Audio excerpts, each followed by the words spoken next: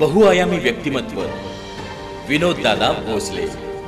राजकारणात येताना कोणीही बाळकडू घेऊन येत नाही। समाजकारण ही राजकारणाची पहिली पायरी म्हणून ओळखली जाते। याच पद्धतीनं सोलापूरचे युवा नेते आणि माजी नगरसेवक विनोददादा धर्मा भोसले यांनी आपली कार्यपद्धती सुरू करून समाजकारणातून राजकारणामध्ये उत्तुंग अशी झेप घेतली आहे।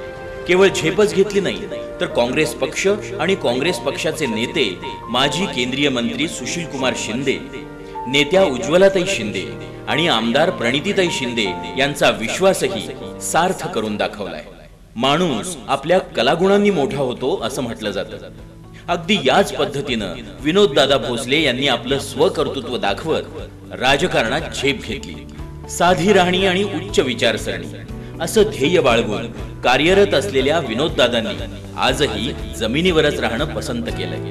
म्हणूनच आज त्यांना पक्षातीलच नव्हे तर सर्व पक्षातील नेते, कार्यकर्ते तसंच प्रभागातील प्रत्येक नागरिक आदरानं नमस्कार करतो आणि हीच त्यांनी कमावलेली सर्वात मोठी संपत्ती म्हणावी लागेल। वडील स्वर्गीय धर्मा भोसले हे काँग्रेसचे शहराध्यक्ष होते।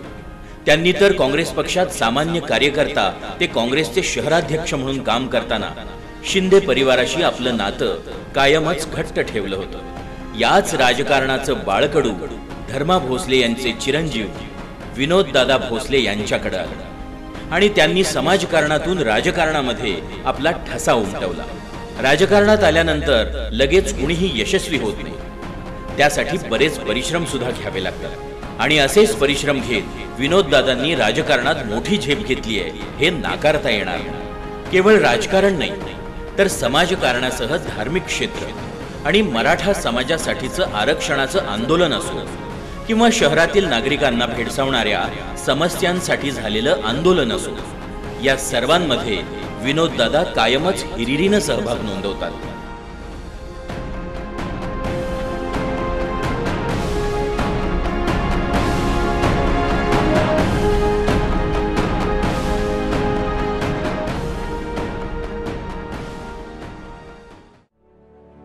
हे संपूर्ण सोलापूरकरांनी सुद्धा पाहिले।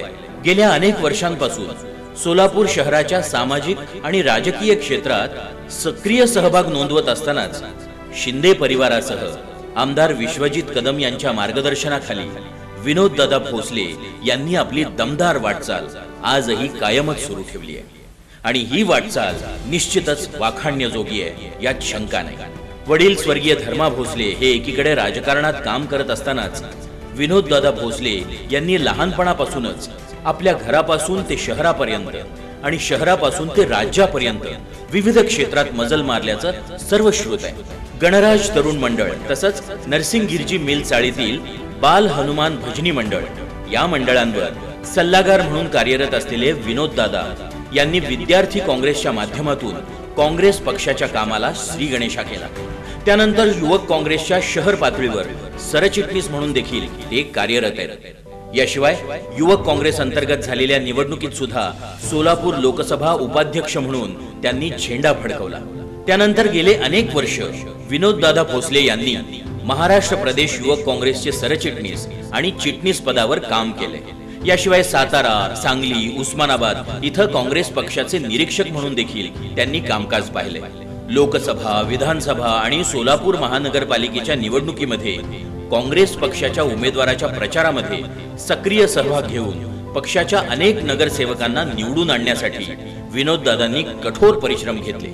2017 सालच्या सोलापूर महानगरपालिकेच्या निवडणुकीत विनोददादा भोसले भरघोस मतांनी विजयी झाले। नगरसेवक म्हणून काम करत असताना सोलापूर महानगरपालिकेच्या इतिहासात प्रथमच एक सनदी लेखापाल विजयी झाल्याचा इतिहास सुद्धा या निमित्ताने रचला गेला।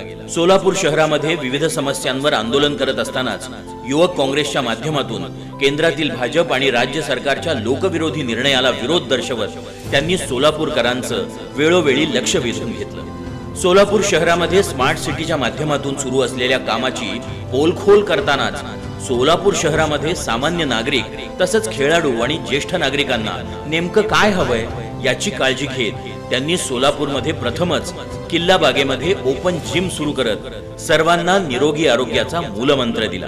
इतकंच नव्हे तर सोलापुरात आय लव्ह सोलापूर या नावानं एक सेल्फी पॉइंट करून, तसंच MH13 लव्ह रंगभूमी नावाचा सेल्फी पॉइंट उभारून सोलापूरकरांसह रंगभूमीच्या क्षेत्रात काम करणाऱ्या मान्यवरांना सुद्धा मान देण्याचा प्रयत्न केल्याचं दिसून येतं. याशिवाय कला, क्रीडा, सांस्कृतिक आदी क्षेत्रामध्ये सक्रिय सहभाग घेत असतानाच क्रीडा क्षेत्रामध्ये सुद्धा त्यांनी आपला पाया भक्कम केला. सोलापूर शहर आणि जिल्हा बेसबॉल असोसिएशनचे अध्यक्ष असताना त्यांनी राष्ट्रीय आणि राज्यस्तरीय बेसबॉल स्पर्धेचं यशस्वीपणे आयोजन केलं. या स्पर्धेमध्ये सुमारे 1400 खेळाडूंचा सहभाग हा त्यांच्या कामाची पोचपावती देतो. दरवर्षी राष्ट्रीय क्रीडा दिनानिमित्त मान्यवर खेळाडूंचा आमदार प्रणितीताई शिंदे यांच्या माध्यमातून सन्मान करण्याबरोबरच खेळाडूंच्या समस्या सोडवण्यासाठी आमदार प्रणितीताई शिंदे यांच्या माध्यमातून शासन स्तरावर प्रयत्न करण्याबरोबरच खेळाडूंचा लोकप्रतिनिधींसोबत संवाद साधत समस्या जाणून घेण्याचा ते सातत्यानं प्रयत्न करताना दिसून येतात. क्रीडा क्षेत्राबरोबरच कला क्षेत्रामध्ये सुद्धा त्यांनी कलाकारांना सातत्यानं वाव देण्याचा प्रयत्न केला. स्त्री भ्रूण हत्या या अत्यंत ज्वलंत विषयावर पोस्टर स्पर्धेचं यशस्वीपणे आयोजन करून त्यांनी संपूर्ण महाराष्ट्रामध्ये आपली छाप पाडली. संपूर्ण देशभरामध्ये करोनाच्या काळामध्ये हाहाकार माजला असताना सोलापूर शहरामध्ये कोविडच्या काळात खासगी रुग्णालय सुरू ठेवण्यासाठी त्यांनी केलेलं आंदोलन आणि पाठपुराव्याच्या माध्यमातून झालेली वॉर रूमची स्थापना आणि त्या माध्यमातून हजारो रुग्ण आणि त्यांच्या नातेवाईकांना दिलासा देण्याचं काम सुद्धा विनोददादा भोसले यांनी केलं.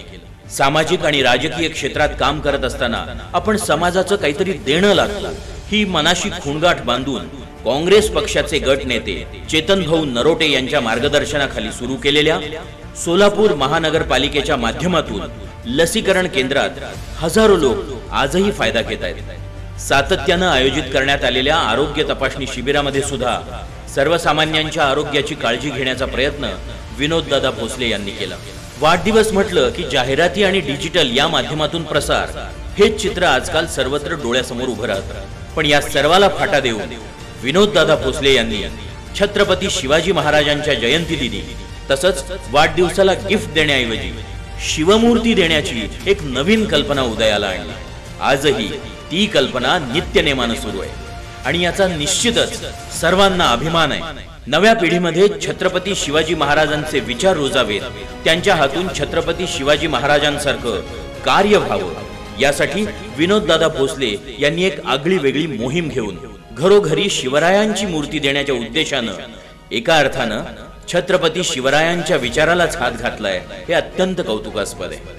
सामाजिक आणि राजकीय काम करत असताना विनोददादा भोसले यांनी कधीही कोणत्याही फळाची किंवा पुरस्काराची अपेक्षा केलेली नाही.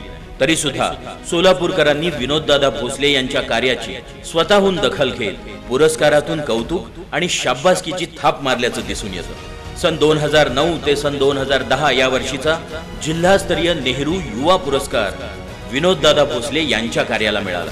सामाजिक, राजकीय, शैक्षणिक आणि क्रीडा या क्षेत्रातील भरीव योगदानाबद्दलचा हा पुरस्कार निश्चितच सोलापूरकरांना सुखावणारा ठरला.